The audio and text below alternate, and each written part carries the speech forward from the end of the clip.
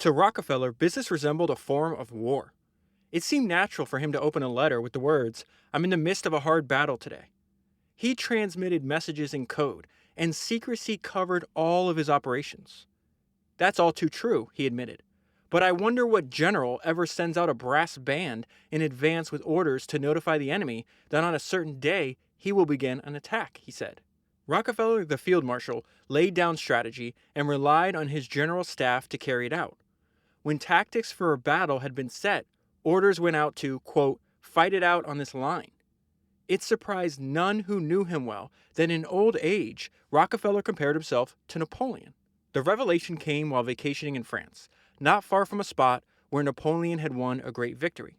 A casual remark from a companion led to an extraordinary soliloquy, Rockefeller's longest on record. This is what he said.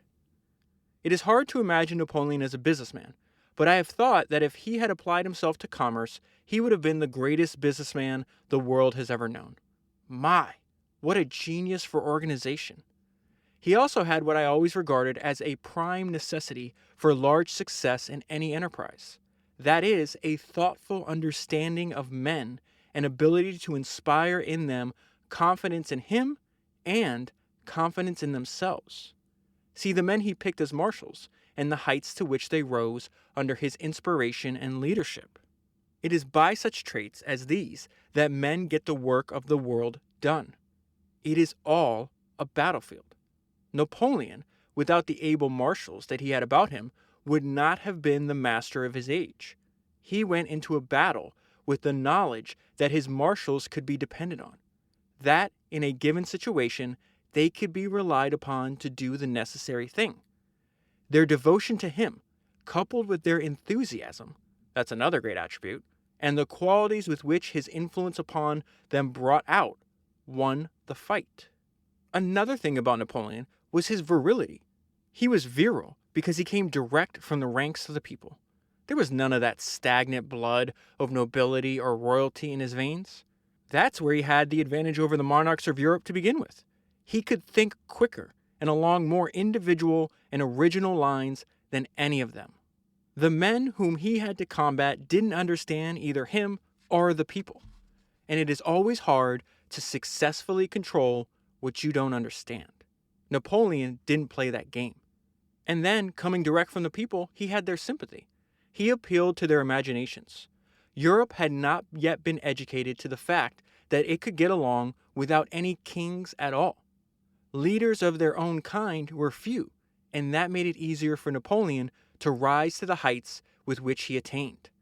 A Napoleon would be impossible in our day. There are too many able and ambitious rivals to hold in check one who aimed too high. That is an excerpt from the book I'm going to talk to you about today, which is John D., the founding father of the Rockefellers, and it was written by David Freeman Hawke. Okay, before I jump into the book, I need to tell you how this fits into everything else that you and I have been talking about.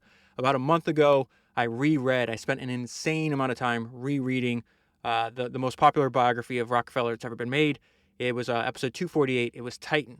I found the book that I hold in my hand in the bibliography of Titan. This is a very old book. It was published over 40 years ago, and it took a while for it to reach me. And once I started reading it, I had an experience that I've had several times on this podcast. And what I would compare it to is like, oh, everybody knows about Titan. It's the most famous of Rockefeller's biography. And yet, as I started to read this book, I was like, oh, that's where all these ideas came from. What I would compare this to is you start studying Steve Jobs, you realize he had all these great ideas, you're learning so much, and then you go read about his hero, Edwin Land, the founder of Polaroid, and you're like, oh, Jobs was just taking Land's ideas and applying it to his work. And so the reason I'm telling you all this is because I'm going to make the case today that you should actually read this book before reading Titan. And that's going to sound crazy because Titan's, over 700 pages. The book that I hold in my hand is 250 pages. It might be more detailed than Titan is. And what I mean by that is not more detailed in like the personal life of Rockefeller, but detailed in how he built his business, which is what you and I are most interested in. Okay, so I want to jump right into the book. I'm going to read the note of this idea that's playing out over several pages. And it's this idea that he may have disliked his father later in life, and there's a series of resentment that he definitely had towards his father. But he believed, by his own admission, that the business lessons that his father taught him were extremely valuable. So it starts with this person that knew Rockefeller when he was a child. Do you know where he got his greatness from? A man who had known Rockefeller as a boy once asked. It came from his mother. She trained him from childhood. Rockefeller had his mother's quiet, pensive demeanor. His devotion to the church came from her. She taught him from an early age to give regularly and unobtrusively to the church and charity. Like her, and unlike his father, he was outwardly self-effacing and never sought the limelight. All of his life, Rockefeller handed out platitudes as though they were dimes. Many of these he learned from his mother. Save what you can and not what you have to. As one example, a good tree brings forth good fruit. You don't get bitter water from a good spring, and there's a time to sow and a time to reap. But, now here's the reason I'm reading all this to you. But Rockefeller did not think that he owed all he became to his mother. And so the background on the relationship that he had with his father winds up having multiple families. He would leave for many months at a time, later in life, sometimes for years at a time. He was an ardent individualist who prioritized his own needs and wants over his children and all of his families. But when he did come to town, he wind up having a big impression on his sons. And so it says occasionally Big Bill, that's what everybody called Rockefeller's father, took Rockefeller on a business trip. Once they stayed in a first-class hotel that charged $1 a day and had marble floors. The father would have seen to it that the boy knew the cost of the room, for he talked constantly of the importance of money, to the point where a young Rockefeller seemed obsessed with it. He saved every dollar he made. And this is a quote from Rockefeller describing this point in his life when he was a much older man. I can still see upon the mantel that little box that I kept my money in. It was safe there. I had loaned out money and got interest on it before I was 14 years old, and I knew well how to make out a note. My father taught me these things. The father threw the boy into the world of business early on. He used to dicker with me and buy things for me. He taught me how to buy and sell. Big Bill put the matter more bluntly. I cheat my boys every chance I get. I want to make them sharp. I trade with the boys, and I just beat them to be sharp traders.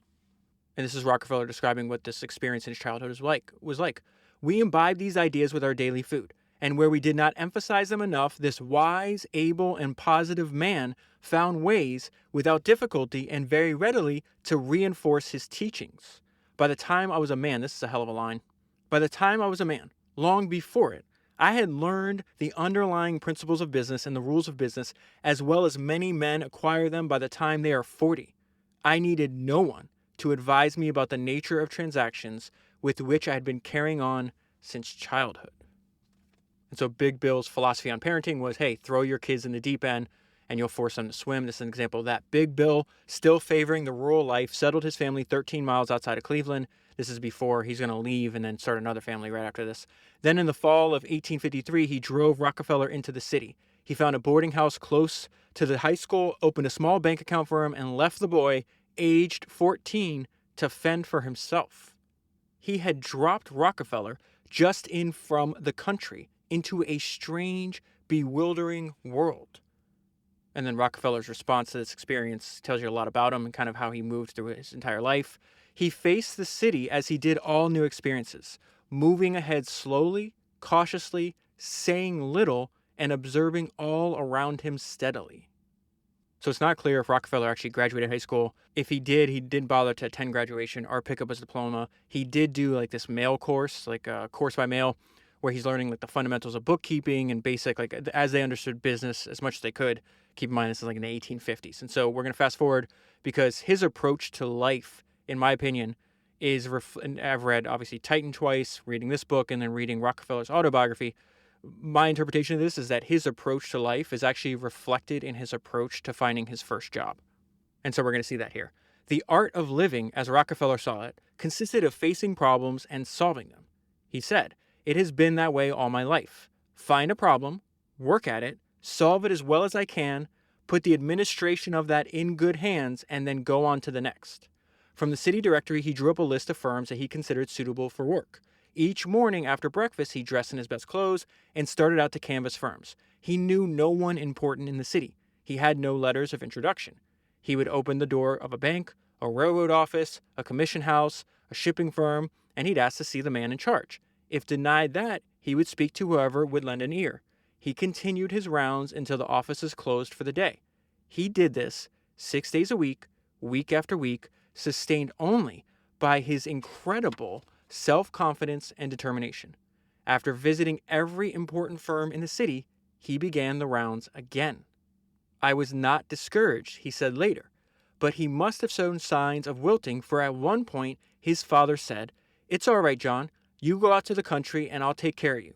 When John thought of remaining dependent on his father, he said, "A cold chill ran down my spine and stiffened his resolve." Buried beneath the praise that he heaped upon his father lay a tightly controlled resentment. So he finally gets a job as a bookkeeper at a commission house. It's called Hewitt and Tuttle. Really, I'm going to tell you my notes before I read this section to you. There's a lot of things happening here that are really important to understanding how he's able to build a monopoly later on in life. And funny enough, there's just a lot of things that are said in this book that remind me of what I've learned about reading about Jeff Bezos. But really, what's happening here is like the idea is like you should try to expose yourself to experiences that are slightly ahead of your skill set or understanding, and you should do so constantly. So it says the partners expected him to do a lot more than just the books. Hewitt and Tuttle bought and sold commodities on commission. Such houses were then a relatively new form of business in America, one made possible largely by the technology of their day, which was always fascinating to read about, by the railroad and telegraph. The telegraph gave the commission merchant instant news of price changes in the wholesale markets, and the railroad let him take advantage of that information of favorable swings by carrying his shipment swiftly to the buyer. And this is important to note because after he works at this commission house, he's going to start his own commission house, and then from that commission house, he's going to have the opportunity to invest in oil, which obviously he dedicates his life to. Rockefeller once explained some of the complexities of the business. We would receive, for example, a shipment of marble from Vermont to Cleveland. This involved handling by railroad, canal, and lake boats, just like oil will in the next few years. The cost of losses or damage had to be somehow fixed between these three different carriers, and it taxed all the ingenuity of a boy of 17 to work out this problem to the satisfaction of all concerned. So that's what I meant about the benefit of constantly exposing yourself to experiences that are slightly ahead of your skill set or understanding. It says this experience in conducting all sorts of transactions at such an impressionable age was highly interesting, Rockefeller said. Within a year after Rockefeller had been hired, Tuttle quit. Soon, Rockefeller was in charge of the office and working side by side with his employer. He posted the books, handled all the cash, wrote the checks, paid the bills. I soon became known as being reliable, he said. And this is the part that made me think of Jeff Bezos. He worked as though he owned the firm. Remember that sentence. He worked as though he owned the firm. I scrutinized every bill. If it had ever so many items, I went over each one, verified it, and carefully added the totals. The bill had to be accurate in every detail before I okayed it to be paid. One day, a captain of a boat gave Rockefeller trouble. "Now look here, Captain," Rockefeller said. "I can't make out the bill for that amount. It just doesn't tally with the actual cargo." Come, young man. You will make it out the way I say. No one is ever going to know." "Why, everybody allows a margin like that." Rockefeller responds, "I'm sorry to say no. If I'm going to do right by you, I can't begin by doing wrong for somebody else, can I? And if I did, you would soon be afraid that I would cheat you too. Isn't that so?"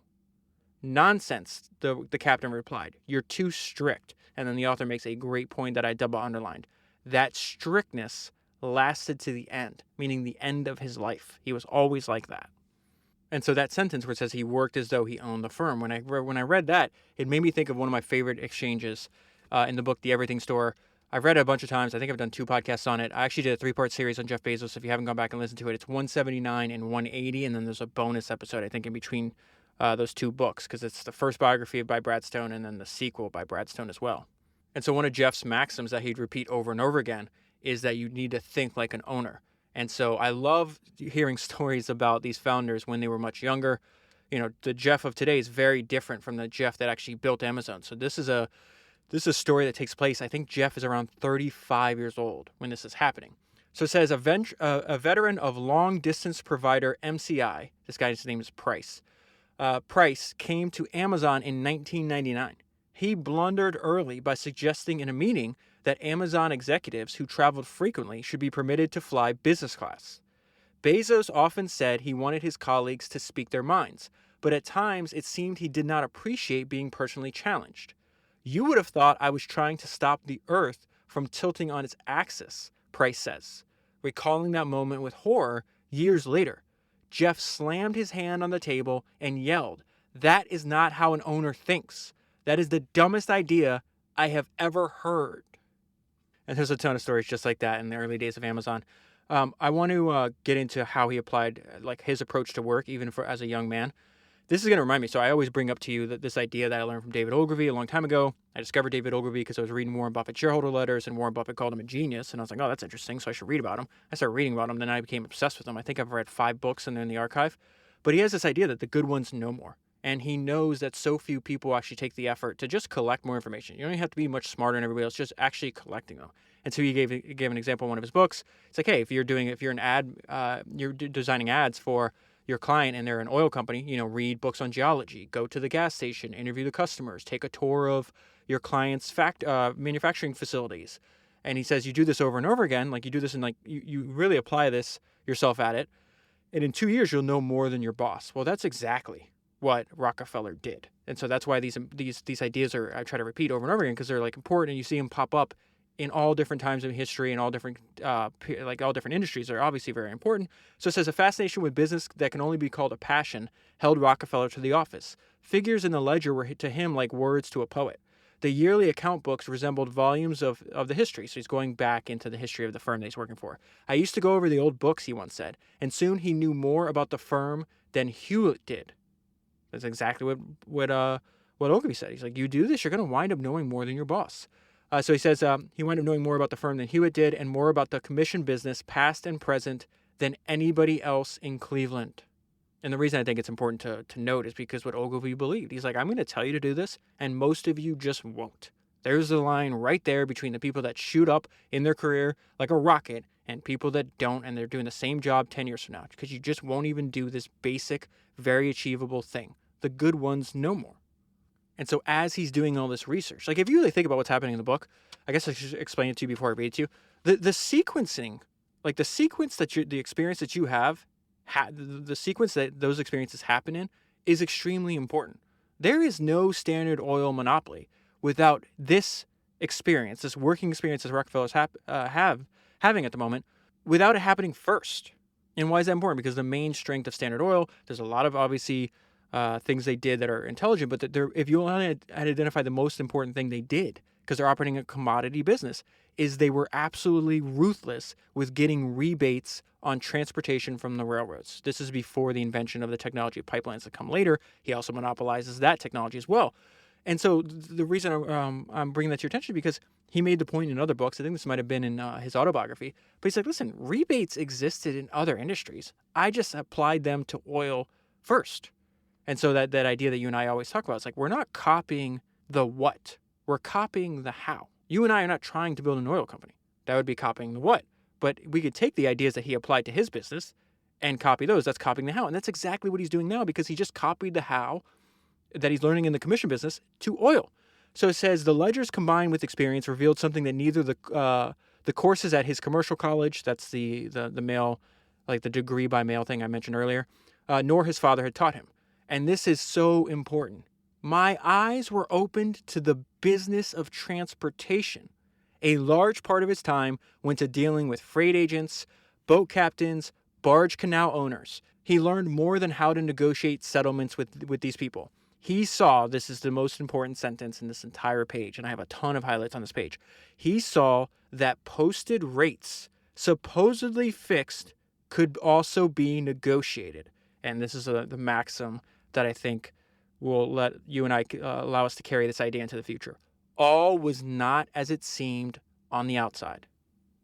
He saw that posted rates, supposedly fixed, could also be negotiated. All was not as it seemed on the outside. And so what is he discovering? That a favored shipper at the end of the month would receive a rebate on that shipping rate that could amount to a substantial sum. The exact idea that him and Flagler, so it might be Rockefeller's idea, but Flagler is the one that actually executed this idea to like the more so than anybody else in history. So it says, Rockefeller once said that the 3.5 years of business training I had in that commission house formed a large part of the foundation of my business career. One of the things he learned was how not to run a business. His boss, Hewitt, in his eyes, was incompetent. He had been in various enterprises. This is now Rockefeller describing why he felt this guy was an idiot. He had been in various enterprises. They had all proved unsatisfactory. He was groping around one way or another. He was litigious, and costly court cases drained his purse. He spread himself too thin, often giving more time to investments in warehouses, office buildings, and land in and around Cleveland than to his commission house. So then he jumps from employee to founder. He teams up with this older guy that's working in the same business. They're like, hey, why don't we just do it ourselves? And so the reason I'm going to read this section to you is because he has to learn how to borrow money at the beginning of his career. And then he uses that knowledge on how to borrow money when he gets into the oil business.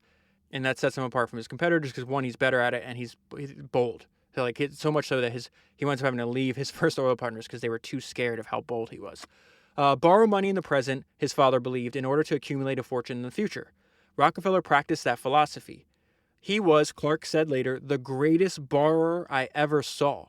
Though Clark's name came first on the company's calling cards, it was Rockefeller's strategy that dominated the firm's operations. The firm was prepared to make liberal advances on consignments of produce, which is exactly what he was doing when he's working for Hewlett and Tuttle. In a day before commodity loans, farmers were often desperate for a quick return on what they had shipped to market. So this is the opportunity that, like the service that Rockefeller's providing, okay? A firm that promised liberal advances, which is what Rockefeller's marketing material said. A firm that promised liberal advances, not when the consignment had been sold, but when the bill of lading had been received, was bound to attract customers. So they're saying, hey, everybody's willing to loan you money or front you money, I guess is a better way to think about this. We will just do that, but more so. In order to make these large advances, the company must borrow and borrow heavily. And so that's the edge that a young Rockefeller saw in his business that gave him an edge up on his competitors. And so that's where he's like, okay, I have to learn how to be the best borrower ever. From then on, Rockefeller was a familiar face at all the Cleveland banks. The visits were not always pleasant. Older men resented his youth and his persistence. They suspected his judgment and often turned down his request for money. What if the president of a bank refused to make me a loan? This is Rockefeller reflecting on this point in his career when he's a much older man. What if the president of a bank refused to make me a loan? That was nothing. He might lecture me on the folly of making a loan for the purpose for which I was seeking it. That made no difference to me. It simply meant that I must look elsewhere until I got what I wanted. That persistence was always low-key, but it was relentless. And so Rockefeller copies the how and not the what. And when he switches to oil, I'm going to fast forward to that. He's borrowing so much. He's being super aggressive, super bold. This is what's going to cause the breakup of his first partnership. We have been taking on too many loans in order to extend this oil business, Maurice Clark said. And this is Rockefeller's response. We should borrow whenever we can safely extend the business by doing so. So his partner responds, if that's the way you want to do business, we better dissolve and let you run your own affairs to suit yourself. He then leaves the office. Shortly afterward, so there's I think there's 4 of them in here. Shortly afterward, another partner comes in, and him and Rockefeller are going to have a conversation. Shortly afterward, Samuel Andrews entered the office. Rockefeller told her the conversation that had just occurred. He objects to my borrowing money. It is unreasonable. He knows, as you do, that I am very careful about loans. And this is what Rockefeller's point. He's like, we got to act now. We have an opportunity now to expand, which may not last long. So he wants to take advantage of that now. And it's also the important thing is like, why is the timing right to jump? He's clearly trying to jump from the commission business to oil. And so this is why. It says Rockefeller had calculated the risk in his bold leap from the commission business to oil refining. By now, he had enough outside investments to support himself if the gamble failed. But the Civil War was winding down, and that meant the huge boom in profits, the profits that came from the war, and the commission house would soon diminish. Several new oil wells, had been recently discovered in Pennsylvania. The supply of crude was now about 10,000 barrels a day, and it looked certain, to Rockefeller that is, at least for the near future. And so there's just a couple more lines I have to bring to your attention, but something I need to tell you is like, you have 4 partners, the Clark brothers are together, they think Andrews is with them. Andrews had secretly done a pact. John had secretly said, hey, they keep saying we're going to break up. I'm going to wait for the right point. But when we do break up, who are you with? Are you with me or them? And the reason I bring this to your attention, because this pops up a lot. And I think the best person to describe this is actually Paul Graham. I've heard him talk about this, the founder of Y Combinator. And he warns you, like, you got to be careful with who you choose as a co-founder, who you choose as a partner. I forgot the numbers he used, but it's just like, the vast majority of like the Y Combinator founders, like they have some sort of like founder divorce, or Y Combinator has to step in and mediate. It's just, it's very difficult to get right. And there's always usually just one domineering partner anyways. If you look at even if you look at companies that are no longer startups and you go through the ones in history, you're not going to find, it's usually, even if they start off with 1, 2, 3, 4 co-founders, like there's one. It's usually one person. So this is an example of that. The four partners met one evening in February 1865. The Clarks, assuming that Andrews was with them, once again called for a dissolution of the company. So they agreed, and then the Clarks were astounded to learn that Andrews was not with them, and that Rockefeller had secretly lined up financing to buy them out. And so this is when he becomes, I think he's 25 years old at the time, he becomes the largest refiner in Cleveland, and this is what he said: "How fortunate it was that I bought out all those men," Rockefeller recalled later. "I point to that day when I separated myself from them as the beginning of the success that I have made in my life." And then in the next chapter, the author makes a fantastic point, which is something I've tried to bring to your attention a few times, that we tend to focus on the version of the person that gets to enjoy the success and not the version that built it. The best example of this, I think, was Founders number 140. It was the biography of Bill Gates, but it's a biography of Bill Gates from the first 35 years of his life. It ends on the day of the Microsoft IPO. And the reason I use that example is because, like, the Bill Gates you see on TV giving interviews to this day, that's not who built Microsoft. The Bill Gates that built Microsoft was the guy that dressed like Mr. Rogers, but underneath that costume, he was Genghis Khan. By far one of the most extreme founders that you could, in the early days of Microsoft, by far one of the most extreme founders that you could ever study. The picture of John D. fixed in the minds of many is this bent old man passing out dimes and platitudes between swings on the golf course. Lost from view is the Rockefeller that Cleveland knew in the 1960s, a vigorous, alert gentleman with a quiet but extraordinary personality. Those who seek to explain his success generally comment on Rockefeller's incisive mind, his ability as an organizer, his skill as a financier, and his ruthlessness. Rarely do they remark on his personality. To understand the success of Standard Oil, one must know something about his personality. Like his father, he could charm birds from trees. Unlike his father, he trapped the prey before it knew the seduction had begun. Rockefeller knew of his talent, and as an old man, one afternoon he admitted it by relating a dream that he had the previous night. And this is the dream. "I dreamt that I was sitting on a lawn, and I was told that someone looking rather like a ruffian wanted to see me, and they all advised me not to see him, that he meant no good.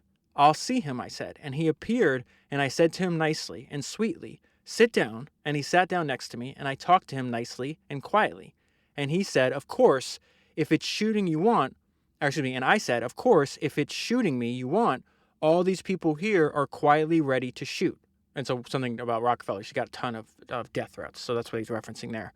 "Well, I talked to him, and I won him over, and he departed. All good." And then they just go more into his personality. "Those who knew him in the office gave equally consistent reports. He was never in a hurry, he was patient and gracious. I never heard him say an unkind word about anyone.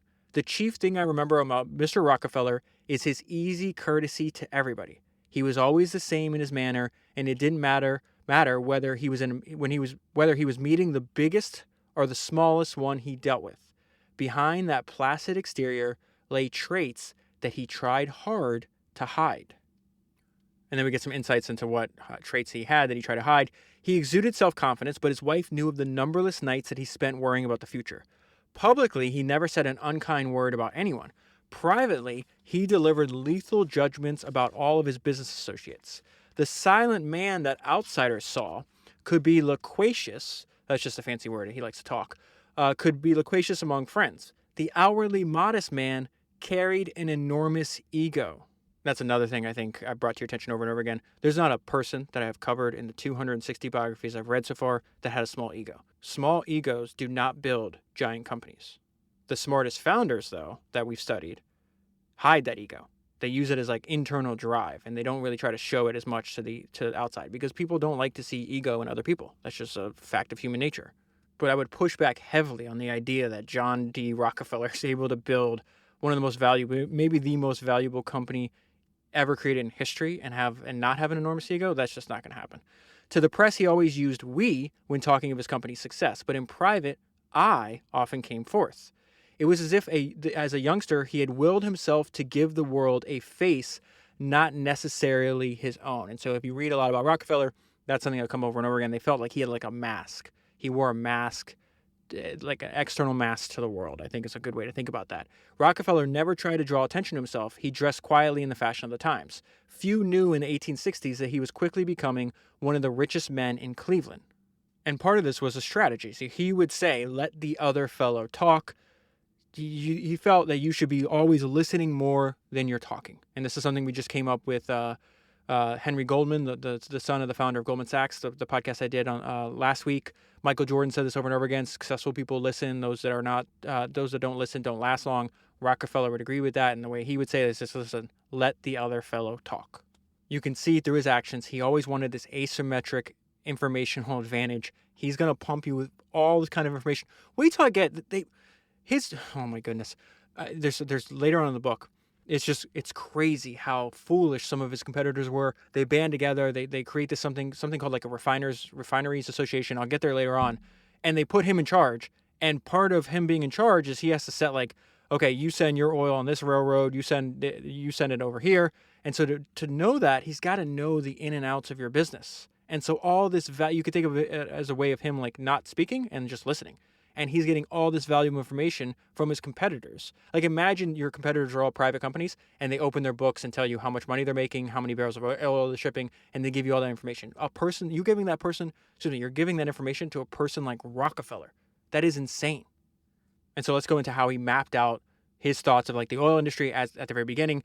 Rockefeller set about studying all sides of the oil industry. He traveled regularly to the oil regions, this is all in Pennsylvania at the time, and got to know the business from that end. He talked to the producers, the men who drew oil from the ground, to the owners of the gathering pipelines that carried the crude from the well to the railhead, where they met up with the railroad, to the people who bought the crude, to railroad men who shipped to the refinery. So he's, again, doing exactly what Ogilvy says, the good ones know more.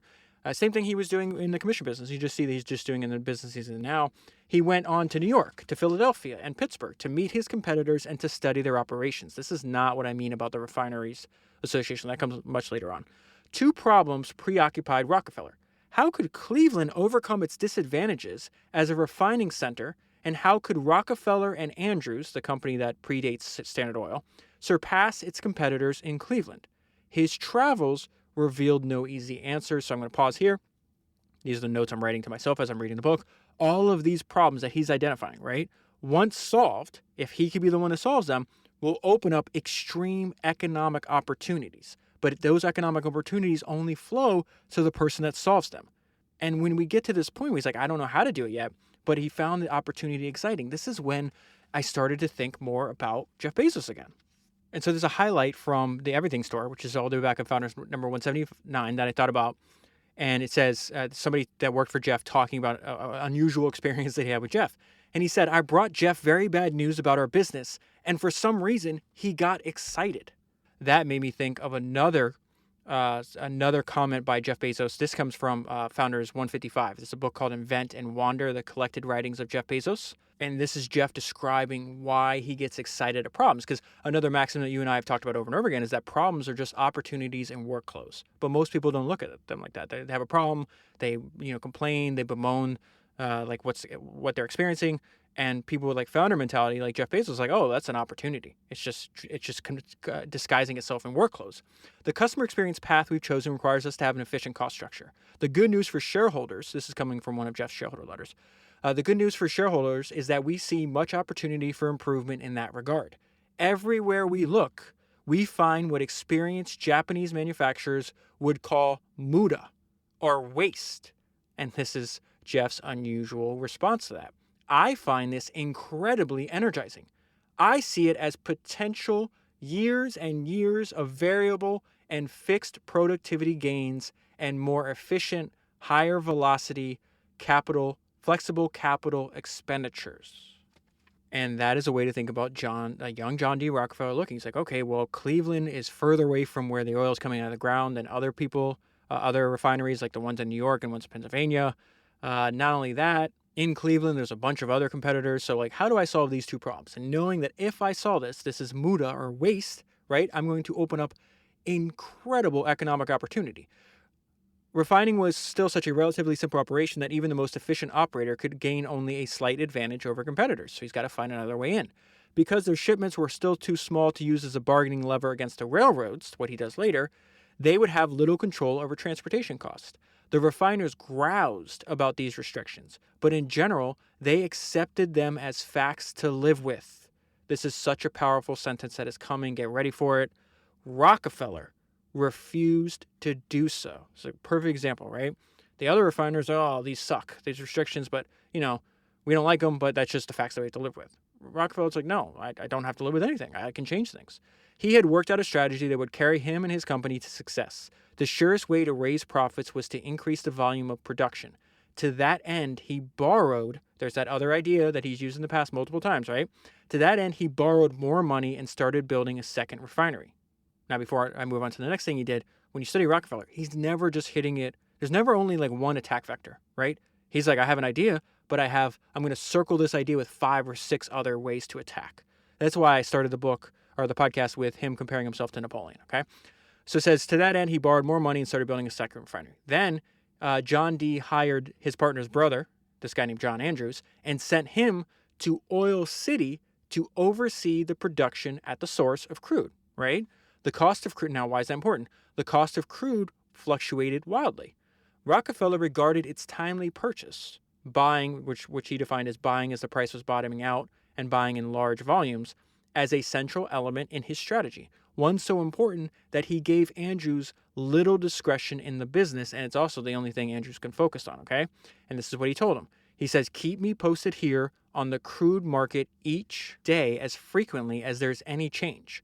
And so that means the price is changing. At this point, the price would change 4, 5, or 6 times a day. And so he's like, you need to tell me every single time this is happening. The bulk of Rockefeller's borrowing in the early days went to buy crude. Why? His huge purchases was central to the company's success, and they often made those around him nervous. And so this goes on. This is what I mean. It was like, this is going to sound strange to you, that how can a 250-page book be more detailed than a 700-page book? But it's because it's focused on how he's building his company. And so there's a ton of highlights that are coming here. I need to give you an overview because I think it's going to help understand why I'm reading all this to you. Think about what Rockefeller's doing right now. He's like, listen, we are increasing our refining output. We are buying large amounts of oil at opportune times. We are eliminating middlemen at every opportunity, and we're hiring A players. So we're going to get into the next part of his strategy. Just want to tie up this other section right here, or this other part where it's like, hey, this guy's borrowing a ton of money. He's buying crude, a bunch of crude oil. The price is going to fluctuate massively. And so this is him explaining this to his partners. We must try not lose our nerve when the market gets to the bottom, as some people almost always do. We will surely make a great mistake if we do not buy. The next phase of John D's strategy was equally daring. Other refiners were satisfied to let wholesalers handle their export business. Rockefeller was not. So now he hires his brother, brings him into the business, and gives him one job. He's like, we're not going to let these wholesalers take that money. Like, that's profit for us. He sent William to New York to open an office under the name of Rockefeller and Company. Statistics showing a sudden change in the distribution of refined oil prompted Rockefeller's action. In the previous year, less than half of all refined oil had been sold abroad. So they're mostly selling. More than half their money is coming domestically, right? But in 1 year, it jumped to where exports are now 70% of the total output. Rockefeller saw that, hired William, sent him to New York, and now we are going to remove the wholesalers from our business. Once that's done, this is when Henry Flagler, I think it's 248 or 249, episode 248 or 249, can't remember which one, just did his biography, another formidable individual that's worth your time studying. So this is where Rockefeller brings him in. He's soon enticed into the firm, Henry Flagler. Flagler brought in not only himself, but money. And he brought in really successful, older, rich entrepreneurs that are now going to advise Rockefeller. Flagler brings in this guy Harkness, one of the richest people in Cleveland. Harkness had made a fortune in whiskey, and I've read a couple other things. He did more than just whiskey. Harkness joined as a silent, inactive partner. So he's not going to manage at all. He doesn't want to manage, but he, like Rockefeller, picks his brain. Rockefeller consulted him, Harkness, on all large decisions. And so what is Flagler's main job? His main job was to control as much as possible the cost of transportation while Rockefeller concentrated on financial matters. So you're recruiting a bunch of A players and you're not telling them, here's 5 things I want you to focus on. Here's your top 10 priorities. Like, no, you got one priority. Destroy that priority. Do it more than anybody else possibly will. Flagler and Rockefeller shared an office with their desks back to back. Neither acted until both agreed on a course of action. The basic team that would shape the company's growth for the next decade had been formed. And this is reminding me of, I did a 3-part series on Larry Ellison. And one of those books is called Soft War, An Intimate Portrait of Larry Ellison at Oracle. And I think it's Founders 124. And he said something in there that was really interesting. Like, you do not want turnover on your core team. That knowledge compounds and don't interrupt the compounding, which is very different because a lot of people, especially in technology today, industry, like I can't remember where I read this, but it's like, the turnover is like 1.5 years, 2 years, 3 years. And so this is from Software. While many parts of the business actually need staff turnover to stay fresh and vigorous, Ellison believed that keeping the elite kernel group together has been vital. The process of building a software product teaches a programmer what to do and what to avoid.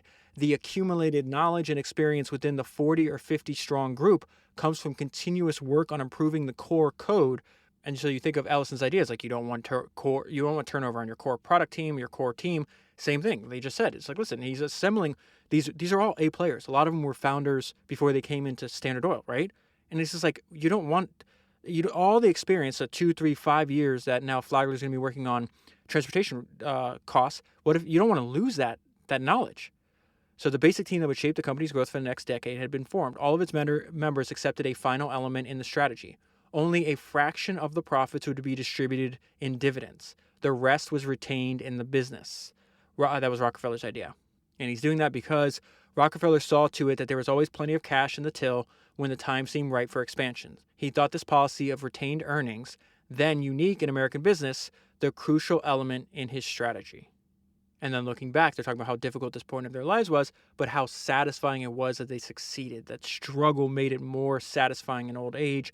Energy and intelligence and relentless attention to the partners gave to every detail of the business. Their days were long and hard, but they derived infinite pleasure from them. And it always saddened Rockefeller that so few people remarked on this. Yes, often the days were full of stress and strain, he said, full of care, full of anxiety. It is true, and yet full of happiness that words cannot express. Happiness because we were triumphing over the difficulties and we were being strengthened and prepared to meet our larger responsibilities.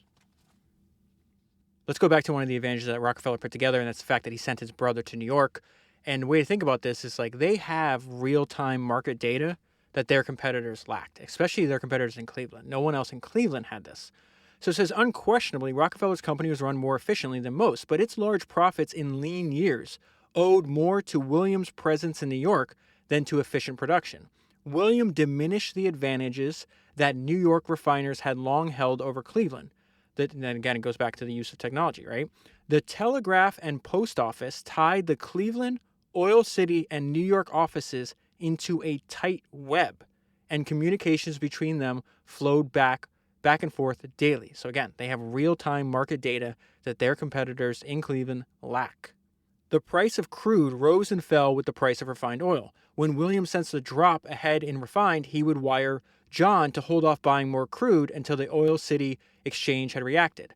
And then they have these opportunities, all these like byproducts and competing products in some cases of kerosene, because that's the main use of oil, like how they're making money at this point in history.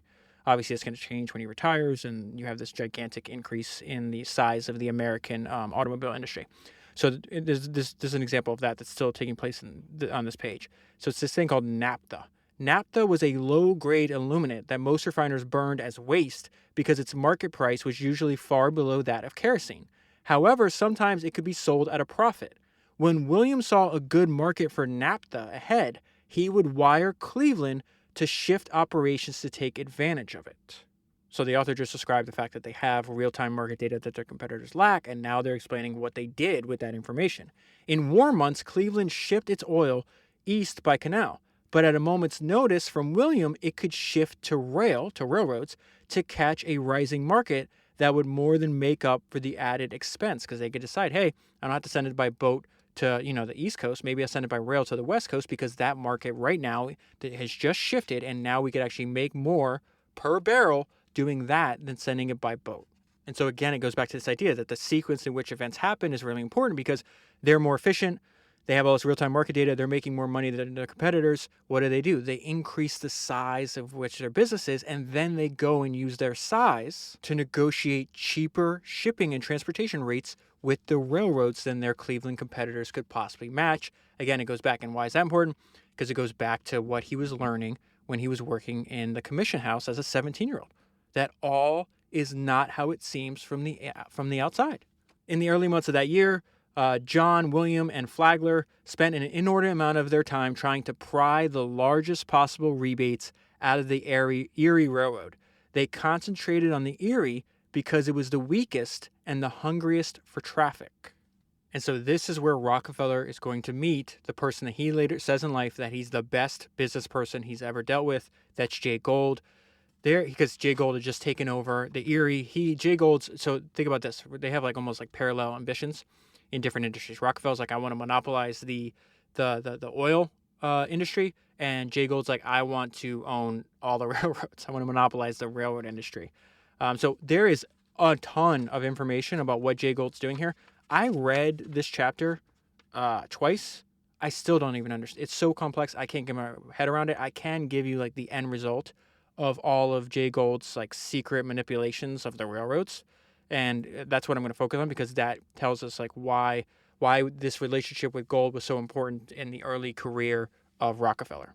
And this paragraph right here will give you an indication of why it was so confusing. I still have no clue how like complex this idea that Gould did. So it says in the year that followed, Gould bought into, raided, leased, or cornered the proxies of the Michigan Southern Railroad. These are all railroads I'm going to list for you. Michigan Southern, Indiana Central, Wabash and Western, Fort Wayne in Pittsburgh, Cleveland and Pittsburgh, and even the Centrals.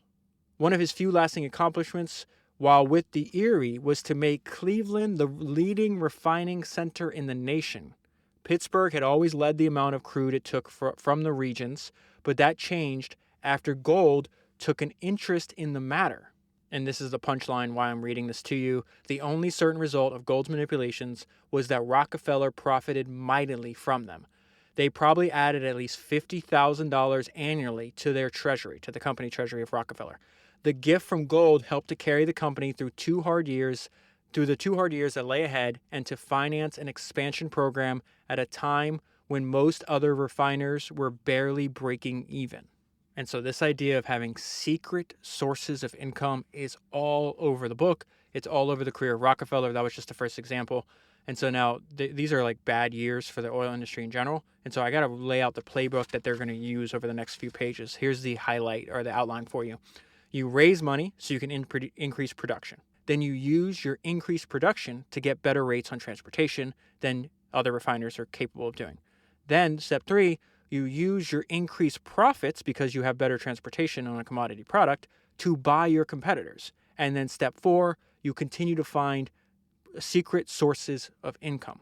It was Flagler who came up with a plan to reorganize the company into a flexible corporation that could expand at will by increasing its capitalization and selling more stock. Under his guidance, the Standard Oil Company started with a capitalization of $1 million, was formed on January 10th, 1870. So that's the raising money part, right? The new corporation made its first strong impression on James Devereux, who headed the Lakeshore Railroad. It was just a short railroad that fed into the oil regions and Cleveland. Henry Flagler proposed to give the Lakeshore 60 carloads of refined oil a day, every day of the year, he said, if the road would give Standard a substantially reduced rate on shipments from Cleveland to New York. That is the second step, right? Devereux accepted Standard's proposal. So Standard continues to reinvest money, increases its production. But here's the problem. They got to send 4,200 barrels of crude a day, right? At the time, their daily capacity was only 1,500 barrels. So what do? Again, this is that maxim. All is not as it seems from the outside. So like, okay, how are we going to make up, like how are we going to fulfill this obligation, this contract that we just signed with them? And so they go to the other refiners, there's about like 25 to 30 of them at this point, and say, hey, we could ship your oil cheaper than you can. Standard was willing to share with other local refiners its arrangement with these other railroads. And because the deal that Standard is offering them is better than the one they can get on their own, they agree. Standard had agreed to handle the freight arrangements for all Cleveland oil slated for export. The deal surely gave them one more hidden source of income. What is that hidden source of income? Other refiners in the city would have no way of knowing what part of the savings in freight charges were passed on to them. Okay, so I want to move ahead to where he gets this idea. He's like, okay, I need to control this. I need to bring this godless industry under my control. And really the main point of these few sentences here is that withstanding prolonged periods of anxiety can lead to a breakthrough. And just most people aren't willing to endure that pain, so they give up too soon. Work by day and worry by night, week in and week out, month after month. If I could have foreseen the future, this is all a quote from Rockefeller, I doubt if I would have had the courage to go on. Sometime during the year, Rockefeller began to mull over a plan to unite the refiners of Cleveland into a single organization whose size and efficiency would be able to undercut the Pittsburgh and New York as well as the oil region. So those are the three other areas of the country that are all refining oil that are their main competitors. So just like Titan, this book goes on for quite a bit about the SIC, which is the Southern Improvement Company. This is just, I'm going to give you like the top highlights. This is a clear description of what the SIC did and why. And you can think about the best description I've ever read about this is like it's a dress rehearsal for the monopoly that Rockefeller eventually builds later, because this idea is never going to, like, he just uses this idea as a threat. It never actually gets off the ground. The company's purpose was first to end rate wars by evening oil traffic among the Pennsylvania, Erie, and New York Central railroads. Second, it would limit production. The country had a daily refining capacity of 40,000 barrels, but the market could only absorb 16,000 barrels. So you're producing too much. You already know what the supply demand is. You can imagine what that's going to do to the cost, right? Ostensibly, membership in the company would be open to all refiners. That's a lie. The company would sign contracts with the railroads, which would grant members substantial rebates. That's why they're doing it. And also drawbacks on oil shipped by non-members. For example, if the posted rate on a barrel of refined oil going from Cleveland to New York was $2.80, members would get $1.80. So non-members are paying, let's use round numbers for our sake, right? Non-members are paying $3 a barrel. Members are paying $1 a barrel. If the plan worked, no refiner could long survive outside the Southern Improvement Company. And so then Rockefeller says, hey, this is the plan we have. He goes around to his other competitors in Cleveland, and he's like, listen, you got to join or you got to sell. And this is going to be known as the Cleveland Massacre. He saw a chance to use the Southern Improvement Company as a club to force Cleveland refineries to accept our plan. In Cleveland, he immediately approached Oliver Payne of Clark Payne and Company. And this is why he's doing that. He always says, like, you should target. He gives this advice later on, too. It's like, if you're trying to take over, like, an industry or an area in the country, target the most formidable opponent first. And if you can knock him down, all the others will fall like dominoes, basically. Payne came from one of Cleveland's wealthiest and socially most important families. Rockefeller offered him $400,000 for his company and a position in Standard Oil. Rockefeller said later that the large amount he was willing to pay was meant to lure Payne into Standard Oil, where his Cleveland connections might attract more money into the firm. His plan worked. So at the very same time that he's doing this, he does something that's also extremely smart and something that he does his entire career, and that's he's constantly developing a network of secret allies. And this time he does it with the bankers, and this is why. Every important Cleveland banker was given a chance to buy modest blocks of stock, which thereby committed them to Standard's welfare. Hereafter, it would be in their interest to lend the company money and not to lend to refiners who refused to sell to Standard. These bankers became a secret ally of Standard. And so what's happening here is the historical event. It's known as the Cleveland Massacre. But the reason I want to bring this to your attention is because when we get to Rockefeller describing this time in his life, it sounds to me like a religious sermon. In the 4 weeks between mid-February and mid-March, Rockefeller and Flagler bought out 23 companies. All but one of them was in Cleveland. Historians later dubbed this swift and astonishing campaign the Cleveland Massacre. Rockefeller saw it otherwise. Now here's a quote from him. The procedure was without precedence. We find here, he's described his own company here. He's using weird language, but this is his own company right here.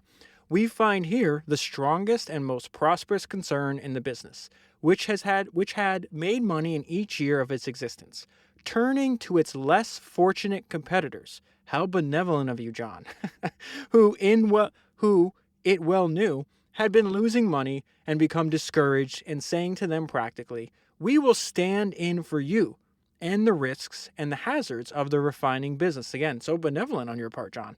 "You need not contribute any money unless you desire to do so." Standard turned to these men with whom it had been in sharp competition and said to each, "Come with us, and we will do you good." See what I mean about this sounds like a religious sermon?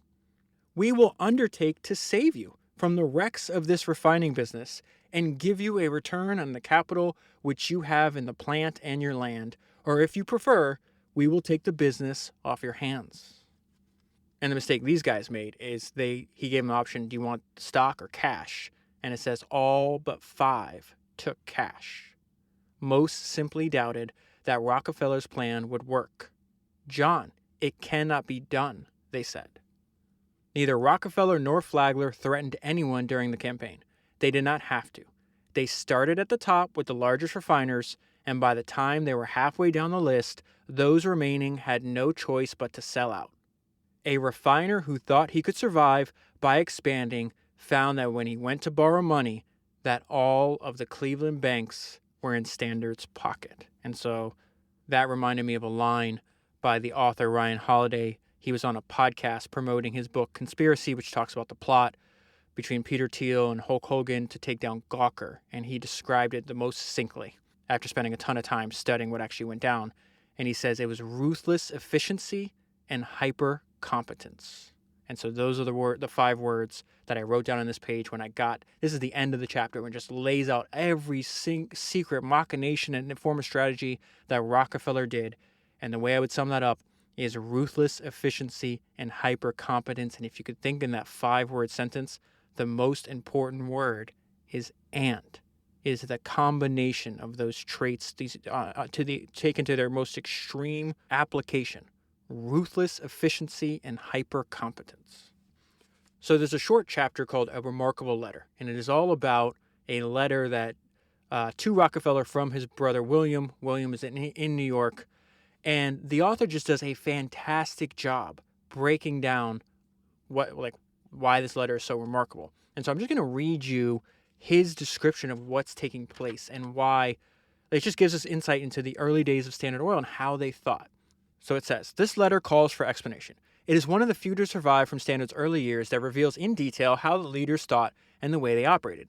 The first astonishing revelation is DeVoe's enormous profits on a small investment." So the letter is basically from his brother saying, hey, there's a very profitable refinery. We can buy them, or we should buy them, and here's why. And the way to think about this is he tells us right here. It's a small refinery, but it has a specialized niche, and so it's extremely profitable. The first astonishing revelation is DeVoe's enormous profits on a small investment. So remember, this is 1870, 1871, and 1872, and this small refinery made a profit of $800,000. And if you use one of those inflation calculators online, that'd be like $20 million in today money. So it says its modest refinery specialized in canned oil for export. They were exporting a product that was popular in Europe. Why is that important? Because they say DeVoe had carved out a unique market for himself, because the 3 years that William mentions were very lean ones in the oil industry. And William's recommending buying this because once the overall economic environment, the oil market rather, improves, he thinks that they can more than double the profits, and they could do so within the next year under Standard's management. And he continues breaking down this letter. The phrase "in the event of either war or peace" indicates that the thought was afoot with the Rockefellers and Flagler to invade the New York market, which is where the company that he wants his brother to buy is located. Charles Pratt's willingness to go along with Standard's purchase of DeVoe is another surprise, which is obviously mentioned in the letter. Why is that a surprise? Because Pratt had refused to join the SIC, the Southern Improvement Company. He was one of Standard's strongest competitors in New York, so he's saying, "I'll join with you guys," right? Previously, he'd been a big critic. He was one of Standard's strongest competitors in New York and uninterested at the time in any form of cooperation. Yet here he is, and this is a quote from Pratt, "very anxious to get into our arrangement." And so the author adds some historical context for us about why this is important, because Pratt was no fool. Indeed, he was generally regarded as one of the shrewdest and ablest men in the oil business. Yet the letter shows that William is luring Charles Pratt into a trap that will eventually, if all goes as planned, let Standard devour his business.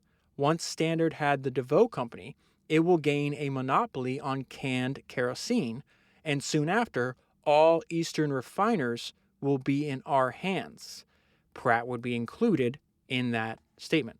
When William writes that the present competition will naturally be kept, he means that the DeVoe Company will continue to operate under its own name after Standard buys it. So that goes back to this idea that Rockefeller loves secret allies. He does this over and over again, over and over and over and over again.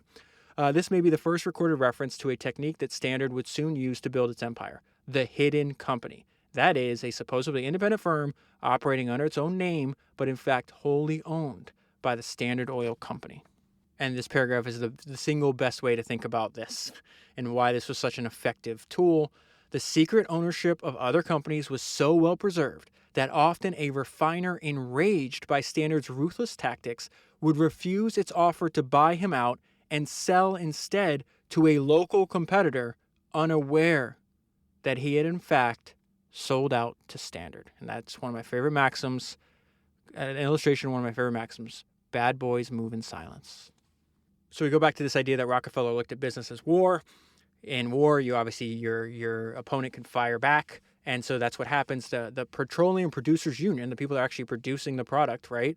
They decide to band together and boycott, and essentially they're trying to kill this plan, the Southern Improvement Company plan, which they're successful at. And I'm not the details of that, not that interesting to me, but it's interesting. Rockefeller's reaction to this is interesting. So it says, the Petroleum Producers Union immediately levied a boycott on all the members of the South Improvement Company. And so that's a problem. Rockefeller can't survive if they don't sell to him. So what I'm about to read to you, this is the important part, at least it was to me. What I'm about to read to you is happening during a boycott, right, that takes Standard Oil employees from 1,200 to 70. They have to close up shop. And so Rockefeller, even though this is happening, he thinks this is temporary. So he and there's a bunch of examples of this in his own private writing and in recollections from conversations he had. He identified that he believed that Standard Oil stock is the most valuable thing in the world to own, and always bought more of it. And so we're going to see that he has continued to resolve even when his own partners and his own brother don't. William wrote, this is happening during the boycott, right? This is a very scary time. Imagine having 1,200 people in your company and you see it going down to 70. You're not going to be really, really optimistic. William wrote John that he wanted to sell 50,000 to 100,000 more of his stock. Do you want it? Maurice Clark also became uneasy about this time, and he told Rockefeller that he wanted to sell him his stock. Maurice, John said, you're a member of the Standard Oil Company. You had better wait. Maurice waited until after lunch, and then he said he still wanted to sell. Rockefeller says, so I gave him a check. So that boycott lasts like a month or two, maybe 3 months, I can't remember exactly. Eventually gets resolved, and so they start scaling back up. So they're like, okay, the SIC, that's not going to work. They like, we still think this is a good idea. Let's find another route in. And so this is what I mentioned earlier, how his competitors are actually going to give Rockefeller what he wanted, information about their business. This is so crazy. So it says they tried a new idea. They called it the Pittsburgh Plan, which the public name was the National Refiners Association. And so the idea is like, hey, let's all join together. We're going to use our increased size to negotiate better rates with the railroads. And then we need somebody to even out traffic on the railroad. So the railroads get this, like, from the railroad's perspective, you get, hey, I have guaranteed this is how much you're going to send me. This is the price we're going to pay. Like, it just makes their business way more predictable, right? And this is the crazy part. Rockefeller was chosen to head the association. Refiners dared draw on his talents now, since power was spread through a representative governing board, and no one feared he would or could gain control of the organization. And this is important because his election as the head of this association, all the benefits are going to accrue to him and Standard Oil. Rockefeller worked to make the association succeed, yet he expected it to fail the moment the oil industry confronted a crisis. And he says in this association, he's describing why he thought this was going to fail. In this association, you couldn't fix a penalty. And by penalty, he means it's all carrots and no sticks. Because his point is like, listen, this organization of people is made up of men to a great extent that are untrained in business matters, many of whom came from a great variety of occupations not well calculated to prepare them to meet the exigencies of high-grade progressive businessmen and competitions. He's essentially saying like they're not good enough and they're not disciplined enough, and this is how they're going to react if there's like this depression in the oil market. It was apparent that these men would not keep to their covenants, meaning they wouldn't even, you couldn't trust their word. He's insulting them, essentially what's happening here. They would observe a covenant as long as it worked out to their advantage, but would flinch and back away when the carrying out of the contract seemed temporary to their disadvantage. That's exactly what winds up happening, by the way. It's going to disband, but before that happens, he's getting all this valuable information. He would use the Refiners Association to his purpose. As president, he came to know the inside of every member's operation. He had to do this in order to allot the quotas fairly. And in his travels for the organization, he became acquainted with every leader in the industry. And shortly after, this depression that's going to last 4 years winds up hitting the country. And it says the association collapsed with its onset, just as John predicted. Now, I'm going to bring into like how does early in his career, still has not built his monopoly yet, how is he going to act in a financial and economic depression? And his answer is that they're going to start vertically integrating. A few months later, Standard made two bold revolutionary moves that indicated that Rockefeller and Flagler had shifted strategy. Now they began to integrate vertically, branching into aspects of the industry others had not touched. First, they started to build their own pipelines in the oil regions. Next, Standard purchased a half interest in this company called Chess, Carley and Company, which was the largest distributor of refined oil to the South and Southwest. I'm going to keep reading and I'll explain all this to you in a minute. Together, they purchased a number of the newly introduced bulk tank cars, which is they're going to fill with oil, obviously. In them, Chess Carley shipped turpentine from southern pine forests to Cleveland. When the cars were emptied in Cleveland, the turpentine was sold in the local market. They were then filled with kerosene and sent back to Louisville for distribution. Why is that important? Because in a single swoop, the huge expense of shipment by barrels had been eliminated. And Chess Carley continued to operate under its own name. No one in the industry was aware of the partnership it had with Standard. So think about what's happening. They're selling into new markets, right? They're eliminating costs. That's exactly what we just described. And they're collaborating secretly. So we're still in this economic depression. Obviously, when you have an economic depression, the weak people are going to be like what Warren Buffett says. You don't know who's swimming naked until the tide goes out. This is an example of that. What Rockefeller is doing at this part, though, is like it's really interesting. He understood humans, right? So he would align. This is how he would align interest to transform competitors into collaborators, which is something that that's this whole thing. Is like we should be collaborating. We should not be competing. He was not a fan of competition. In all the history of the world, men have never made a success of a concern into which they were forced or driven. This is Rockefeller talking. You cannot have winning cooperation except by willing partners. He went on to explain how he, William, and Flagler approached those they wanted in the company. We have said to these men, now let's look at these facts together. We think it is in your interest and ours to work together. The cause is thus. Do not be in a hurry. Think this over and take your time. Those who looked over Standard Oil's books came away astonished at the high profits they made in hard times. The second carrot was the appealing pattern of organization that John D. offered for the enlarged company. So he's building, essentially these are a bunch of like acqui-hires, right? His entire team is going to be of former founders. Policy would be set at the home office, but considerable authority would be given to the quote-unquote division leaders. These are the companies he's buying.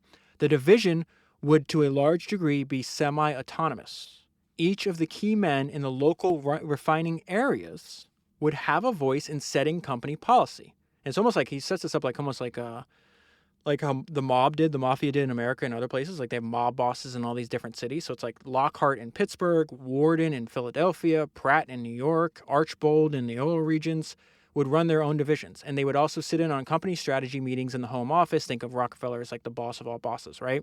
When Standard's offer was presented in that light, independent thinking men like Pratt, Archibald, Warden, and Lockhart, founders, right, found it hard to refuse, and none did.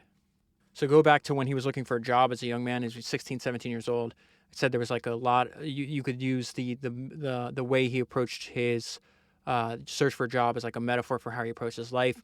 There's more detail in this book than I found elsewhere about like, well, how did he work? Like, what was it like in the office? In the office, he proceeded in the same steady, methodical way that a farmer plowed a field. His method of getting business attended to was the acme of simplicity. Unfinished business in the form of letters, telegrams, and memos, and so on, was placed in a pile on the right-hand side of his desk.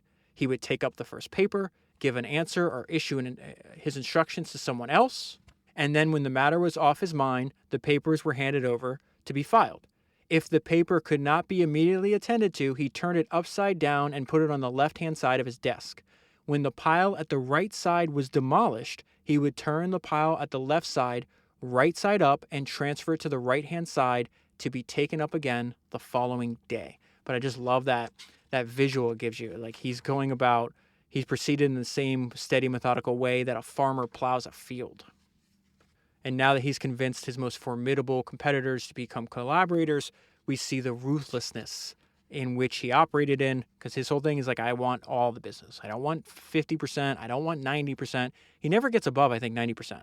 And sometimes even before it's dissolved, some competitors kick him down to like 80%. But his whole thing is like, I want it all. I want 100%. Good manners that he displayed up to 1875 had been imposed on him. He lacked the power to force his will upon the industry, and he had to proceed with care in order not to frighten or antagonize those he sought to entice within the fold. Once they had joined, Rockefeller's method of operation changed. And so we see more ruthless efficiency and hypercompetence here. He wanted a monopoly. To achieve it called for a change of tactics. From now on, deploying his general staff with Napoleonic skill, he would blend the genteel methods of persuasion with a ruthlessness and sometimes unscrupulous use of the power he had accumulated. Here's an example. The general staff he had assembled by 1875 would carry standard through the next decade. It was a band of tough, smart, progressive businessmen. And so here's an example of one they call it an exploit. There is a small refiner. His name is Joshua Merrill. Merrill had patented a process that neutralized the offensive odor that up to them had slowed the sale of lubricant oil. His product instantly caught on and sold at several times the going price of competing lubricants. He had barely begun to market it when a mysterious Dr. Tweedle invaded the market with a deodorized lubricant obviously based on Merrill's patents. Merrill sued, unaware that behind Tweedle lay Lockhart, and behind Lockhart lay Rockefeller and Standard Oil, who had promised to pay all litigation costs. The case dragged through the courts for years, and they finally broke Merrill. Eventually, he sold his patents to Standard for $20,000, which was a pittance compared to the more than $100,000 that he had spent in legal fees. Lockhart's assignment was to oversee the cleanup operation of Pittsburgh's independence, always, of course, under the eye of John. It was Rockefeller, for instance, who suggested planting in the local press a story hinting that a burgeoning refining industry in Buffalo would hurt Pittsburgh. So that's another one of the tactics they used over and over again. They would use the press to plant fake stories. After that story was planted, this is the result. Rockefeller also mapped out the battle tactics for Lockhart. Concentrate first on the largest and strongest independent refiner. With him secured, the balance can be brought out easily, meaning the other competitors. That plan worked. Soon after the chosen prey fell, 6 other independents trotted meekly into the fold. So there's a ton of stories in this book about Rockefeller picking on and destroying smaller refineries, but he also would punch up, and this story is an example of that. For all practical purposes, Standard in 1877 had a monopoly on the refining end of the oil industry. But a threat to its control loomed that year in the form of Joseph D. Potts, who, with the Pennsylvania Railroad as a collaborator, set out to loosen Standard's firm grip. Rockefeller's company may have been the Leviathan of the oil industry, but it was a medium-sized fish compared to the Pennsylvania Railroad, whose assets approached $400 million. Nevertheless, the danger Potts and the Pennsylvania Railroad posed to his creation convinced Rockefeller that the time had come to pick a fight with the world's largest industrial corporation. And the reason Rockefeller realizes he has to fight Potts and Pennsylvania is because they want to take away his most important advantage, which is his advantageous shipping rates. Potts created, built, and ran the Empire Transportation Company. It was a fast freight line that gave dependable service throughout the East. Its small fleet of ships collected grain and produce from around the Great Lakes and took the cargoes to Erie, Pennsylvania, where they were shipped by rail. It also owned 5,000 railroad cars, 1,500 tank cars that handled its expanding oil traffic. That traffic was its most profitable item. So Potts makes most of his money transporting oil. Potts also owned scores of storage tanks and over 500 miles of pipeline, plus a terminal on the New York waterfront. Legally, it was a subsidiary of the Pennsylvania Railroad. That is going to lead to its demise, by the way, so remember that part. I didn't know that at the time when I read that. But the empire had its own stockholders and distributed dividends under its own name. It was a very profitable company. Potts wanted to become the evener in the transportation of oil, the referee.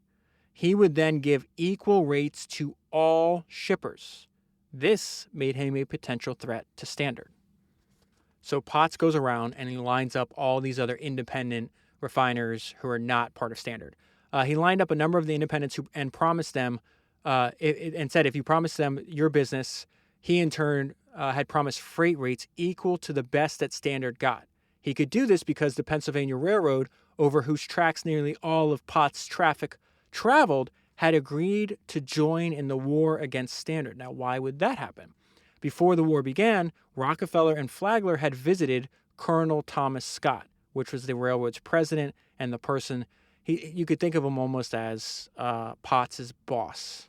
And the reason that Scott is willing to go to war with Rockefeller is because Scott also knew that he must accept Standard's challenge. If Standard was not contained now, the railroads would soon be in the humiliating position of having a customer dictate the rates it wanted.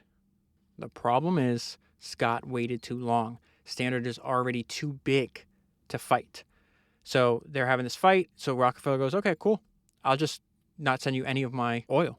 Standard shut down all of its Pittsburgh refineries and deprived the Pennsylvania Railroad of what had been 65% of its oil traffic. The refineries in Cleveland were run at capacity and all their oil moved over the Erie and the New York Central Railroads at low rates. Oil flooded into New York, 167 million barrels within a few months. The Pennsylvania then also suffered a violent strike and millions of dollars of railroad property was destroyed. In the same month, Standard declared a dividend of $80. By then, Scott had had enough and let it be known that he was anxious for settlement with Standard. He sent his vice president, this guy named Cassatt. Cassatt went to Cleveland to open peace negotiations. And this is the craziest sentence in all this and the flaw in Potts' plan. No one told Potts what was up. He went to war with Rockefeller, and he doesn't even have complete control over his own company because he's a subsidiary of Pennsylvania Railroad. And so what did Rockefeller do? Rockefeller and Flagler went right to the top and tried to cut the head off the top of the snake. It's like, I'll take away 65% of your business. And so Scott had no choice. He waited too long to try to snuff Rockefeller out. You can't snuff somebody out that's responsible for 65% of your revenue, for God's sake. So it says, as a matter of negotiation between the Pennsylvania, so basically they're saying Scott didn't tell Pott because he says it was none of his business. He saw this as a matter of negotiation between the Pennsylvania and the Standard. Rockefeller and Flagler were prepared to buy the Empire, and then they wind up buying all of, this is crazy. Rockefeller and Flagler were prepared to buy the Empire's refineries, but Cassatt had said no, they must purchase all the company's holdings. The timing of the demand could not have been worse for Standard. The oil market was very sick, but you have the opportunity to buy a ton of assets from a very profitable company. No one could remember when the future of refined oil looked so unpromising, Rockefeller said. They accepted Cassatt's conditions, which were really Scott's conditions if you think about it, and the sale price was fixed at $3.5 million. That is a ton. This is we're in the 1870s. When Potts learned of the settlement made behind his back, he tried to derail it by demanding payment in cash. To his dismay, Standard came up with the money. Rockefeller told a lively story of how he went around to Cleveland banks saying, I must have all you got. I need it all. It's all right. Give me everything you have. And if you go back to what Scott said about why he did this, he's like, listen, I don't want to be in a position where one of our customers can dictate how much, what our rates can be. That actually happens because now Rockefeller becomes the referee because the railroads not only Scott, but all the railroads, they're at war with each other. And so in the war, they just keep cutting rates, and they're essentially like bleeding themselves to death. And so this is when they do this extremely complex deal to act as the evener, the referee, and have, the best transportation rates out of any other oil company in the world. And there's just some things that cannot be simplified. So I'm going to read, they have a letter where they hire this guy. His name is George Vail. And they hire him as an auditor working out of the Cleveland office. And his job is to try to keep track and make sure all these complex contracts that Standard has negotiated for everybody is actually like everybody's living up to their bargain. They say it's like he asked Flagler's help in guiding him through the maze because he was hired to do a job, but he's like, I don't actually, this is so complex, Flagler, which is his boss, which is Vail's boss. You have to explain to me like what you did here. And so before I jump into Flagler's response, there's context that I think you need. So it says, beneath the surface, the two men were much alike, meaning Flagler and Rockefeller. As Flagler's response to Vail's query made clear, like Rockefeller, Flagler had an incredible capacity to absorb detail without losing sight of the overall picture. His letter may have been dull reading for an uninterested outsider, but it was fascinating to someone who knew or wanted to know something about the intricacies of evening, quote unquote, evening the transportation of oil. It revealed a virtuoso at work, which is Flagler. And I'm going to read from the letter for you. And I'm not trying to make this boring, but the reason I'm sending this, it is boring. The reason I'm reading this to you is because just you can't simplify it. Like, check out how crazy this is. So this is, Vail's asking, like, hey, you need to break this down for me. I don't understand this. And Flagler says, the statement I furnished you showing the quality of oil to be carried at the old rates by the Erie and the New York Central route was as follows. Of refined oil to New York, 127,000 barrels of crude and 67,000 barrels of each should be taken by each road. There was also to be carried to Philadelphia by the two roads another 100,000 barrels of crude. And so there's three paragraphs I'm not going to read to you, but it's more like this. Hey, I sent 100,000 that going from this city on this railroad going down and down, right? It says this only scratched the surface of complexities. Flagler continued. After the old contracts had been worked off, the new rates would come into effect, which on refined oil is 89 cents per barrel, and on crude is 103 cents per barrel, less an allowance if shipped by the New York Central of 30 cents to get to Irvington, or in other words, 73.5 net from Irvington to New York via the New York Central, and 103.5 via Erie, less 35 cents to get the oil to Oil City, and a net of 88.5 on crude from Oil City to New York via Erie. And I read all that for this part. Do you understand? No, Vail shot back. And then this is Flagler's response. I do not know what I can say to make my letter any more plain, Flagler replied on November 5th. In a nutshell, it is this, and then 4 pages of further complexities followed. So here's another thing that's pretty wild. Rockefeller went direct to the consumer in the 1870s. This part reminded me of that famous Jeff Bezos quote where he says, your margin is my opportunity. And the reason I want to bring this to your attention is, one, it's rather remarkable that he did this, but it's just really to like shed insight into the way Rockefeller thought. Like if he saw anybody in the oil industry was making even a couple cents profit, he's like, well, let's just get rid of that. That's just another middleman. We need to control everything. And this is a quote from Rockefeller. We found that wholesale made their profit in selling oil to the retailers, and that the retailers sometimes added as much as 5 cents a gallon to their price in order to make their profit. We bought land, put up our storage tanks, cut out the cost of barreling and freight, made tank wagons, and delivered the oil at the door to the consumers, eliminating all those intermediate profits on the way. We made a fine crop of enemies by doing this too, but we made oil far lower in price than it had ever been before. And what he would do is in any densely populated urban area, he would have horse-drawn carriages drive up and down the streets and sell oil directly. And then another thing I think Rockefeller would tell you is like, there's no point in doing all this work to get to a large scale if you're not actually using your scale. And so a lot of this is like, he wasn't trying to innovate at this stage in his career. So it says, once John D. boasted that his company made money out of some 50 odd byproducts, everything from chewing gum to Vaseline. He failed to add that Standard had not created a single one of these innovative items. He let others experiment, waited until they had developed a profitable market, and then moved in. He paid little mind to the paraffin market. This is just one example of a byproduct he did this in. He paid little mind to the paraffin market until the spring of 1878, when in one sweep he bought up every major producer and brought them into Standard Oil. He paid reasonable prices, in part because those whose businesses he wanted had created products that were protected by patents. And then the author goes into Rockefeller's own point of view of himself. Like, he believed that he was a good man. He did not, his conscience was completely clear. So really, over the next few pages, I just thought this was a great description of Rockefeller's point of view of himself. On the corporate level, Rockefeller was not above shenanigans. He bought politicians. He misled the public with spurious brand names. That's that secret ally, what I referenced earlier. He planted false stories in the press. He used every tactic available, short of violence, to squeeze or starve into submission any man whose business he wanted. And given all this, it says it never crossed his mind that he ever did anything wrong to anyone. So how is that possible? Like, how can you have this paradox, right? Rightly or wrongly, he had convinced himself that he was engaged in a crusade. And to him, it was a religious crusade. He's going to use this idea of the higher law doctrine, and he's going to apply that to business. And so it says, Rockefeller adopted the higher law doctrine to business. He found the oil industry in chaos when he joined it. The law of the jungle prevailed. Yet economic and legal concepts held that unlimited competition was virtuous. This made no sense to his orderly mind. Men ought to cooperate, not fight one another, he believed. Through cooperation, all could prosper. As they had prospered, so too would the nation prosper. So again, this is the way he viewed it. This is how he can have a clear conscience even after all the stuff he did. Through cooperation, all would prosper, and if they all prospered, so too would the nation prosper. But the laws of the land judged his vision unconstitutional. The law said that a corporation could not own property outside the state that chartered it. He did that anyways. He found legal loopholes around that, right? They held that it was illegal to restrain trade. He restrained trade.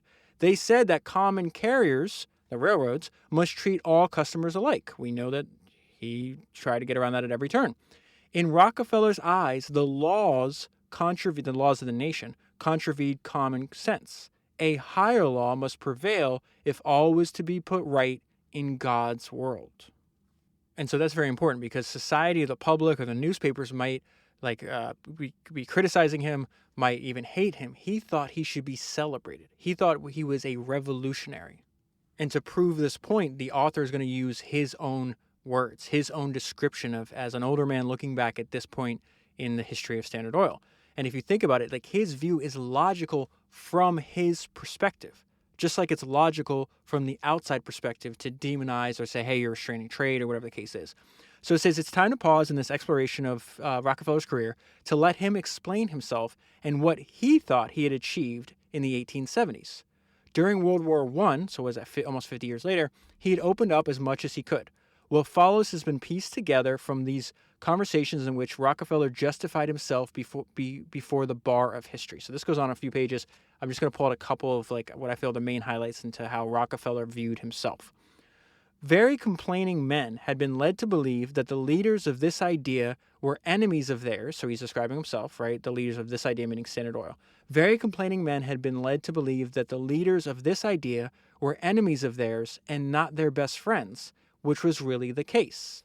The Standard Oil Company's work was of such a new and revolutionary character.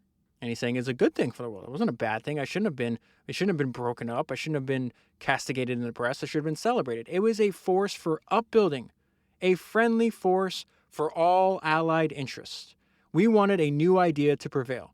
We wanted the old struggles to cease. We wanted these men to pull together, to join us, to take their full share of the business. We wanted to work together.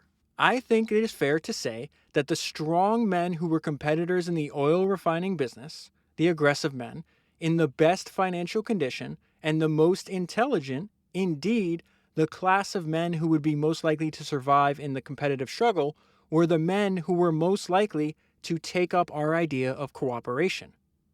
And he's saying it's only going to work if it can be organized and run efficiently. In order to make this plan work, all interests involved had to be fairly recognized. Anything less than this and he's obviously describing the role that he played, right? Anything less than this, which tended to allow each individual to have its own way, regardless of the interests of others, would tend to reproduce the old, chaotic, and very unsatisfactory conditions, from which those most experienced and capable and businesslike men were seeking to leave. And then he's going to give this metaphor to how he believed the people that did not want to cooperate with him, his competitors. Remember, he did not believe he did anything wrong. And so he's going to describe these, what he calls unreasonable men. And he's going to use an illustration. He goes, I might more clearly illustrate what I have in mind by describing these unreasonable men were like a group of men who were trying to build a house large enough to shelter all the persons interested. And a part of the men who needed most the shelter and protection of this home were all the time engaged in digging under the foundations and seeing if they could pull the structure down, and apparently were willing to pull it down even though it fell on them. That's a hell of a metaphor if you really think about what he's doing. And he said there's like, listen, the people that actually needed our protection the most are the ones that couldn't survive on their own. We invited them into Standard Oil and they tried to destroy it. And so again, he's like the benevolent protector. I'm saving them. And then he sums it up to be very clear that he thinks what he did was like not an act of God, but it was just fantastic for humanity. As a matter of fact, the Standard Oil Company has been one of the greatest, if not the greatest, of upbuilders we have ever had in this country or in any country. And that is a very pleasant reflection now as I look back. I knew it at the time, though I realize it more keenly now, I never doubted it.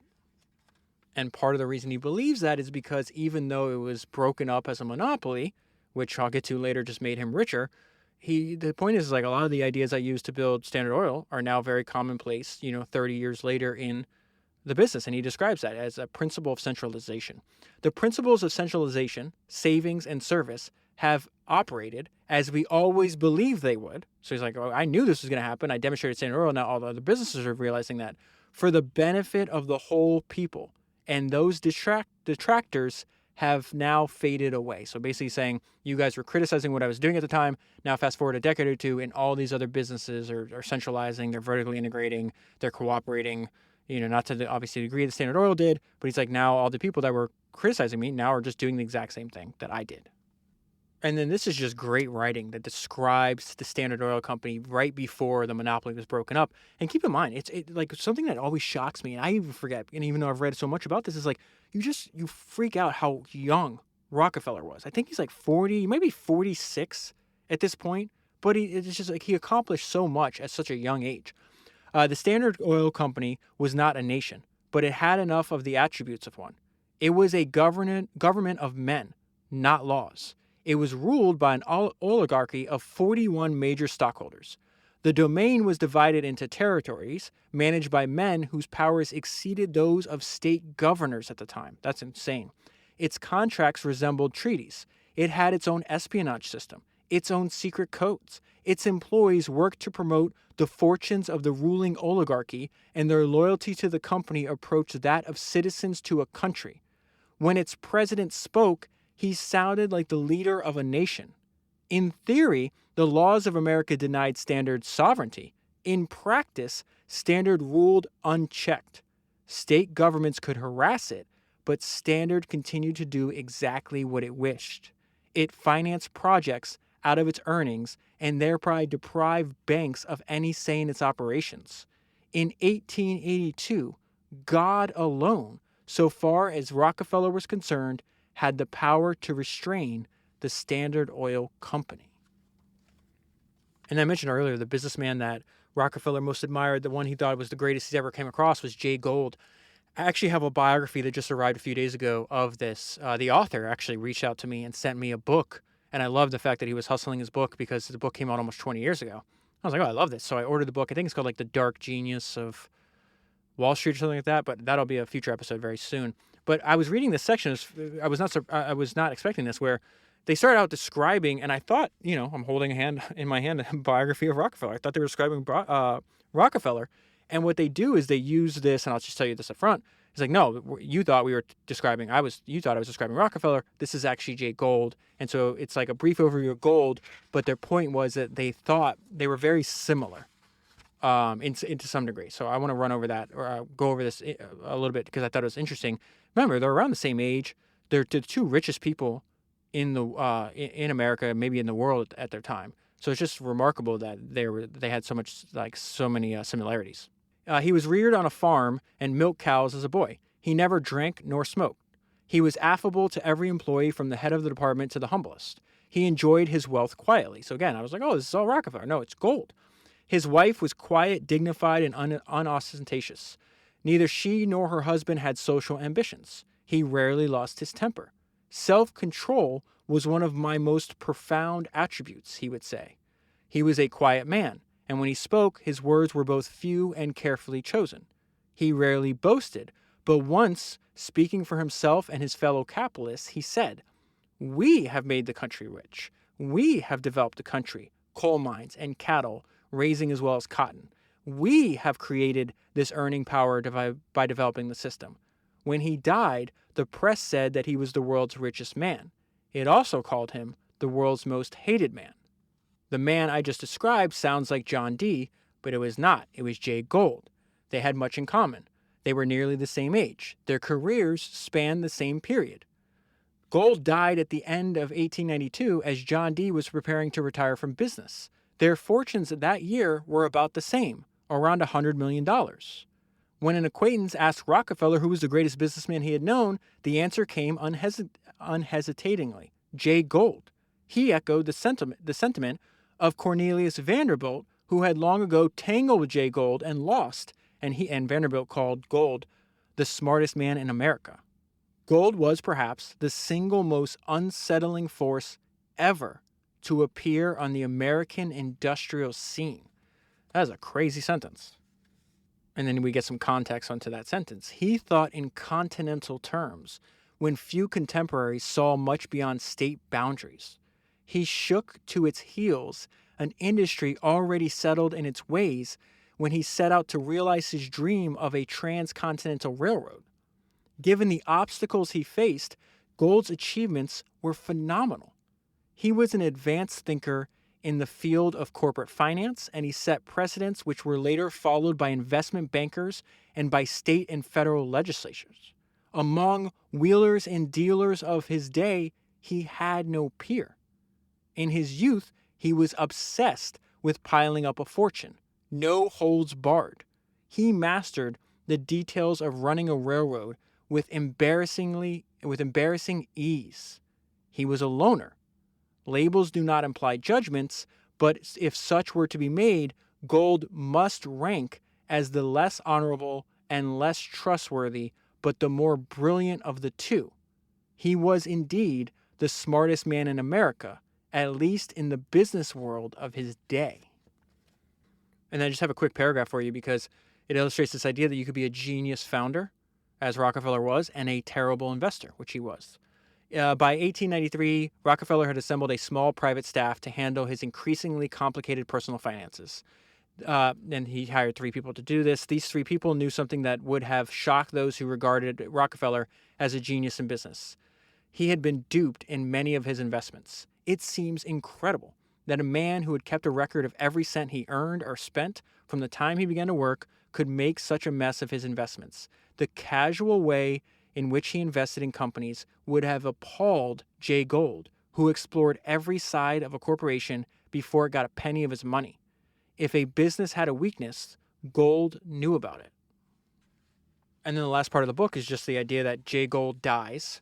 So Rockefeller's going to become the richest man, and then the government attacks and dissolves, they attempt to dissolve Standard Oil. So it says, when Jay Gould died, the press passed on the title of America's richest man to Rockefeller. He accepted the dubious honor, but bore it uneasily. "You must find some other designation for me," he told a reporter. "I dislike being characterized in that way. Wealth isn't a distinction.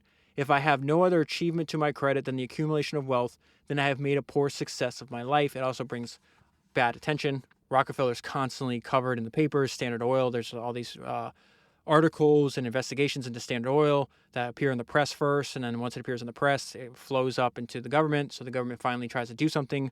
But I do want to point out Rockefeller's response to all this, because he's not the only person that got extremely wealthy. I mean, he definitely got richer than anybody else, but he had a bunch of partners, but he always took all the blame himself. Rockefeller took the brunt of these attacks, always accepting responsibility for whatever Standard had done. All others to this day got off practically free of criticism. The company, it is true, was his creation and operated according to the signals that he called, and he was its dominant shareholder as well. But as the outrage against Standard Oil intensified, he could have easily have protested that there were others with leading roles in the company, and he was not the whole company. But he never did. And then the book ends with the dissolution of Standard Oil by the United States government, even though Rockefeller lives for another 25 years or so. On May 15th, 1911, the United States Supreme Court declared Standard Oil an unreasonable trust in order that it be dissolved. The Supreme Court's decision contributed further to his welfare, meaning made him even richer. In the first full year after the dissolution was ordered, the value of his shares in the 38 separate and ostensibly quote-unquote independent companies that were created out of the old Standard Oil appreciated by $20 million. In 1913, the net worth of his fortune peaked at slightly under $1/3 billion. If the market value of his holdings was 3 times what he carried on his books, as it seems likely, Rockefeller had become the world's first billionaire on record. And that is where I'll leave it. Highly recommend reading the book. If you buy the book using the link that's in the show notes in your podcast player, you'll be supporting the podcast at the same time. The very best way to support the podcast is to give a gift subscription to a friend, colleague, coworker, family member, whoever you want. That link is also down below in the show notes and is always available at founderspodcast.com. That is 254 books down, 1,000 to go, and I'll talk to you again soon.